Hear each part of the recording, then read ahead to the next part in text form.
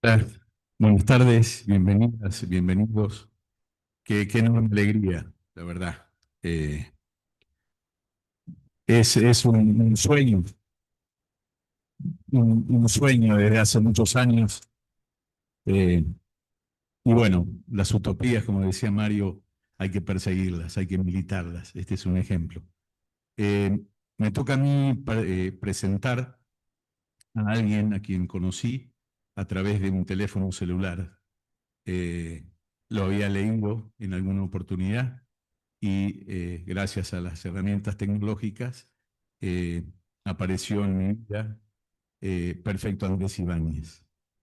Eh, y este año particularmente lo invitamos a una conferencia en el ciclo y le comenté cuál era la situación que en general se estaba viviendo desde el punto de vista del ejercicio de la magistratura en varias provincias. Eh, la respuesta fue inmediata, sí, estoy, y eligió el tema de la independencia y de la imparcialidad del juez. Eh, yo creo que todos los que estamos acá, en más o menos, saben de quién se trata. Perfecto Andrés Ibáñez es magistrado emérito de la Sala Segunda del Tribunal Supremo, director de Jueces para la Democracia, Información y Debate, ha sido vocal del Consejo General del Poder Judicial. Entre sus publicaciones destacan El Poder Judicial, escrito por Claudio Montilla, Justicia Penal, Derechos y Garantías, Prueba y Convicción Judicial en el Proceso Penal, autor de prólogos y traducciones de obras de Raigol y Scarpelli para Editorial Trota, entre otras. Y el tercero en discordia, que es para muchas y muchos de nosotros un ave en el momento en que tenemos que pensar en el ejercicio de la magistratura. Y solo agregar, a este libro le hizo el prólogo Luigi Ferraiboli, y en el prólogo de esta obra expresó el modelo garantista de la democracia constitucional y en especial de la jurisdicción, se basa en una premisa fundamental. Allí donde no estén asegurados las garantías, los derechos y la separación de poderes, no hay constitución. Es en la independencia externa e interna donde la jurisdicción podrá desarrollar su papel de garantía de los derechos, sobre todo de los sujetos más débiles, que son los más lesionados. Solo de ese modo el juez puede aplicar imparcialmente la ley, concretarse en democracia con la soberanía popular de que la ley es su opresión. Solo rechazando las relaciones peligrosas con los lugares del poder, los jueces pueden ser garantes de la igualdad de todos ante la ley. Cualquier condicionamiento externo solo podrá producir deformaciones y errores en las decisiones jurisdiccionales. Aplicar el derecho con un sentido de justicia exige en los jueces el hábito de la duda y la paciencia, actividad intelectual, la constante reflexión autocrítica sobre la práctica en concreto, solo en proclamaciones abstractas de la independencia, la conciencia de los inevitables espacios de la discrecionalidad y de la salubridad de la prueba y la interpretación de las leyes, pero asumiendo la responsabilidad que a ello sigue, el respeto a las partes del proceso y sus derechos, la máxima limitación de derechos, la máxima claridad y simplicidad de la motivación para que sea de accesible entendimiento, la prudencia en las limitaciones de derechos de los justiciables, en particular del derecho más sagrado, que es el rechazo a la espectacularización de los procesos en los medios de comunicación, de toda forma de exhibicionismo y de protagonismo de los jueces. Sin independencia de la jurisdicción, las garantías procesales corren siempre el riesgo de resultar inefectivas. Sin garantía de los derechos, la taxatividad de las figuras del delito, la independencia de los jueces se convierte en un objetivo. Cuando el poder judicial se percibe como distante, complejo o reservado solo para quienes tienen grandes recursos o conocimientos especializados, se genera barrera infranqueable. Esta distancia transforma las garantías constitucionales, como el derecho a peticionar, al debido proceso, a la defensa en juicio, en meras declaraciones teóricas para una gran parte de la población, especialmente para los sectores más vulnerables. En fin, se necesita una fuerte construcción, la que solamente puede provenir de un crecimiento cultural colectivo, constante compromiso ético-político. Asumir estos desafíos con la valentía de ser el camino.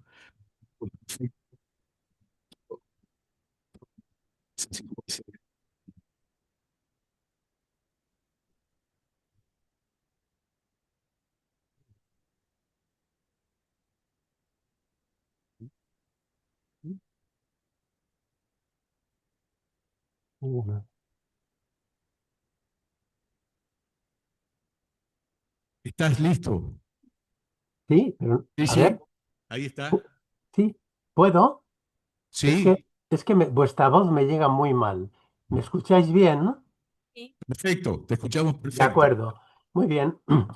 Lo primero, naturalmente, es agradecer a la red de juezas y jueces la deferencia que supone para mí esta invitación. En lo que sigue voy a hacer algunas consideraciones sobre independencia judicial y asociacionismo que me encantaría que fueran de vuestro interés. La independencia judicial no es un valor fácil, no vive del aire y necesita un sólido sustrato cultural. De la imparcialidad habría que decir lo mismo. No surge en el juez por generación espontánea, tampoco se la dan con el título, tiene que trabajarla a partir del ejercicio de la independencia y garantizando los derechos de las partes en cada supuesto en que intervenga. Ambas son para la exclusiva sujeción del juez a la ley. Esta sujeción reclama obediencia a la ley, obviamente, pero también desobediencia a todo lo que no es la ley, muy en particular a los centros de poder formal o fáctico.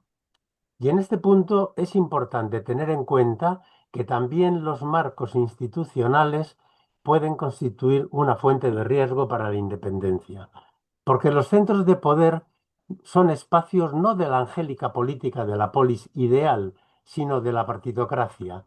Son ámbitos en los que se cuece todo tráfico de influencias. Por eso el juez debería tenerlo en cuenta al gestionar sus relaciones. Lamentablemente muchas veces no es así, sobre todo en el caso de los miembros de la jerarquía judicial, generalmente integrados en ese tipo de relaciones peligrosas.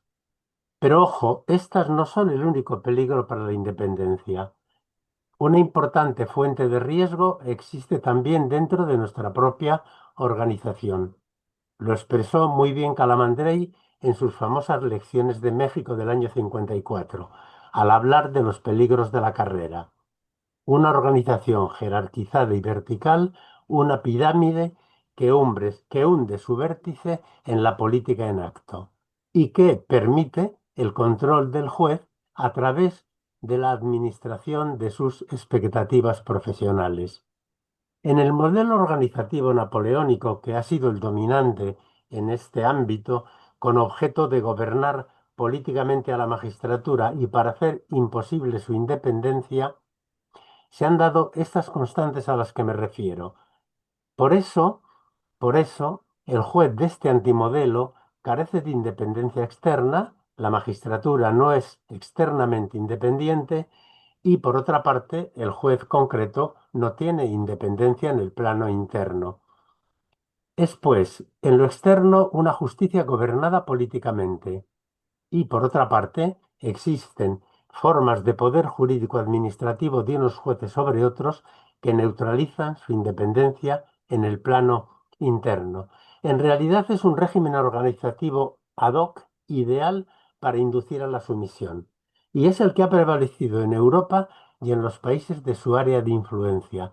Y sigue presente en muchos tejidos institucionales, en muchos tópicos propios del ejercicio y de la cultura de la función, con un efecto negativo tremendo, por una parte, en lo que se refiere a la formación de la unidad de la jurisprudencia, porque nunca ha sido en este contexto de fuente estrictamente jurisdiccional sino preferentemente jerárquico-burocrática. En definitiva, es el antimodelo propio de una justicia políticamente gobernada, a través de la longa mano de la jerarquía judicial, por el conducto en la generalidad de los países de las históricas y actuales, en muchos casos, Cortes Supremas, y en general a través de los superiores jerárquicos. En este contexto ha sido singular el papel de las Cortes Supremas, cooptadas políticamente, órganos mixtos, gubernativos y jurisdiccionales, por tanto internamente contradictorios y en la práctica encargados de neutralizar la independencia. No es casual la funcional integración de los jueces de este modelo organizativo en todo tipo de experiencias autoritarias. Lo fueron en el caso de los nazifascismos europeos, pero también en la generalidad de las dictaduras, entre ellas las latinoamericanas. Es un modelo, antimodelo organizativo que induce un ADN particular en los jueces, pero ocurre que en la jurisdicción, bien entendida, no hay nada que gobernar. El gobierno implica dirección política, suscita un status subyectionis en los gobernados, y en la jurisdicción solo se trata de gestionar el estatuto de jueces independientes por una institución que sea autónoma de la política mediante actos administrativos singulares en el ejercicio de una discrecionalidad reglada y, además, mediante decisiones que serán impugnables ante la jurisdicción. La efectividad de los valores de la jurisdicción reclama un juez culto de esta cultura, una cultura que ha de ser de formación colectiva. Y esta formación tiene un papel esencial, o en esta formación tiene un papel esencial el asociacionismo. Este no puede reducirse a ser una forma de sindicalismo y debe trascender el ámbito de los intereses corporativos. La asociación judicial es una subjetividad colectiva fundada en valores, con capacidad de generar una cultura viva a través del debate, hacia adentro, entre los propios jueces, pero también hacia afuera, por la interlocución con la sociedad civil. Ha de ser un territorio ajeno a las dinámicas de partido. Una asociación judicial no puede tener un partido y tampoco puede implicarse directamente en política, pero sí ha de tener voz en lo relativo a la política de la justicia, a las intervenciones políticas que puedan interferir ilegítimamente en el ámbito de la jurisdicción. En este punto es sumamente importante la apertura a la sociedad civil. Esto con el fin de contribuir a crear en ella una imprescindible cultura de los valores constitucionales, porque, insisto, no son valores fáciles y, por otra parte, menos todavía para el ciudadano. Y sucede que la jurisdicción necesita consenso social, consenso ciudadano, precisamente basado en la comprensión y en la asunción de estos valores, porque sin ello no habrá la necesaria demanda social de justicia que mueva a la política en favor de la jurisdicción. Para ello, también es imprescindible como valor, como factor de tracción y de estímulo, la asunción práctica de estos valores por los jueces. En materia de jurisdicción, Italia es siempre una referencia necesaria, también o incluso sobre todo en materia de asociacionismo. En 1909 arrancó la Asociación Nacional de Magistrados Italianos. En aquel momento, Vittorio Emanuele Orlando, padre del derecho público italiano y también ministro de Justicia, fue entrevistado por un medio y, al hablar del asociacionismo, dijo que lo consideraba incompatible con la jurisdicción, por una razón, porque era combativo y porque la jerarquía es un valor esencial para la organización de los jueces. Por eso, ejemplificó, sería inaceptable una discusión de igual a igual entre un recién ingresado y un magistrado de casación. Orlando, en realidad sin saberlo y queriendo criticar, lo que hizo fue poner de relieve el valor de estos valores. ¿Por qué? Porque demonizó justo lo que hay que contribuir a promover, la horizontalidad de las relaciones entre jueces y el debate interno como fuente de enriquecimiento cultural. La política italiana ofrecería algunos años más tarde un dato interesante. En 1925 el régimen mussoliniano disolvió la Asociación de Jueces, algo imprescindible para la fascistización de estos, signo inequívoco de que el asociacionismo es un factor esencial de democracia. La Constitución italiana de 1948, que consagró un espléndido modelo de organización judicial, por cierto, hoy lamentablemente en retroceso, incluyó un precepto ciertamente revolucionario, el del artículo 107.3 de la Constitución. Los jueces se distinguen entre sí solamente por la diversidad de sus funciones. De este modo, se postulaba el modelo organizativo más acorde con la naturaleza de la función judicial. ¿Por qué? Porque todos los jueces y tribunales deben gozar en plenitud de la jurisdicción, con la igual dignidad en su ejercicio, y por tanto esto implica la abolición de la carrera como forma de encuadramiento jerárquico. El precepto tuvo en Italia una interesantísima traducción. Precisamente mediante la democratización de la organización judicial, algo reclamado por el propio concepto de jurisdicción. Ya digo que lamentablemente esto está en retroceso, pero la cultura generada me parece que es inabolible. Bien, la igualdad de los jueces en este modelo aparece como condición de su independencia interna, esencial, por tanto, para el correcto ejercicio de la función, que requiere que las relaciones entre jueces no sean jerárquico-administrativas, sino estrictamente jurisdiccionales, las favorecidas por el régimen de instancias y recursos. Algo, por otra parte, necesario para la mejor jurisprudencia, que, cierto, brotará del vértice, pero será un producto coral, fruto de la interlocución entre instancias, en las que la primera es tan importante como la última. Voy terminando. La jurisdicción en el Estado constitucional tiene un papel de relevancia extraordinaria.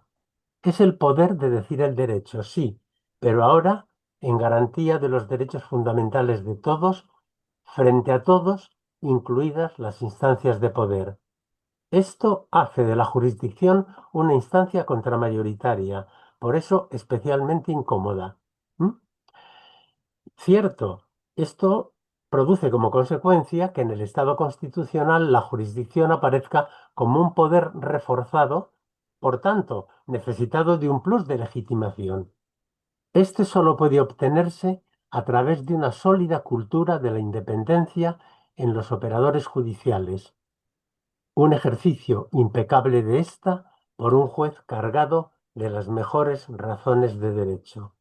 Para ello es imprescindible la personalización al máximo de las actuaciones judiciales, el respeto exquisito de los derechos de los justiciables y la más rigurosa justificación de las resoluciones. Es la contrapartida de los deberes, del poder reforzado del juez en el Estado constitucional.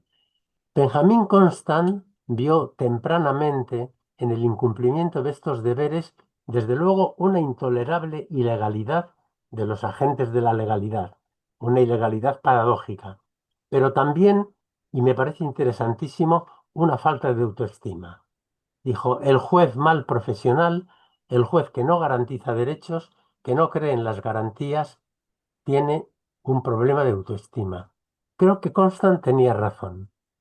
León de Arroyal, un ilustrado español del siglo XVIII, se refirió a los malos jueces como ladrones de los derechos y aun de la vida de las personas. Creo que también, como Benjamín Constant, estaba cargado de razón. En fin, me consta por experiencia propia y ajena que un buen contexto asociativo conforme a principios es el humus ideal de una buena cultura de la jurisdicción, que es el presupuesto necesario de esta. En fin, finalmente, y ahora sí termino, quiero expresar el deseo de que esta red de juezas y jueces penales que hoy nace tenga una larga vida profundamente inspirada en la defensa, promoción y desarrollo de esos valores constitucionales de la jurisdicción a los que me he referido con insistencia. Muchísimas gracias.